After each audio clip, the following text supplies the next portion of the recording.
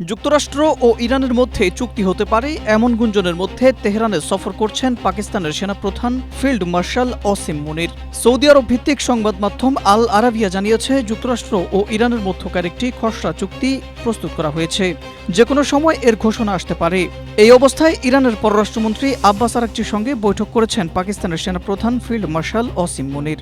শুক্রবার ইরান যুদ্ধ বন্ধে চলমান কূটনৈতিক প্রচেষ্টা ও নতুন উদ্যোগ নিয়ে তারা আলোচনা করেছেন বলে জানিয়েছে ইরান ইন্টারন্যাশনাল। প্রতিবেদনে বলা হয়েছে, বৈঠকে যুদ্ধের বিস্তার ঠেকানো এবং চলমান সংঘাতের অবসান ঘটানোর লক্ষ্যে নেওয়া সাম্প্রতিক কূটনৈতিক পদক্ষেপ নিয়ে মতবিনিময় করেছেন তারা।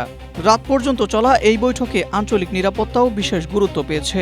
এর আগে ইরানের পররাষ্ট্রমন্ত্রী আব্বাস আরাকচি ইসলামাবাদ সফরেও ওসিম মুনিরের সঙ্গে বৈঠক করেছিলেন। স্ট্রবেরি সুপার ডটেড ও ক্লাসিক ভ্যারিয়েন্ট সেন্সেশন জাগুক শিহরণ।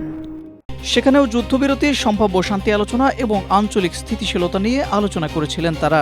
বর্তমানে পাকিস্তানের স্বরাষ্ট্রমন্ত্রী মোহসিন নাকভিও ইরানে অবস্থান করছেন।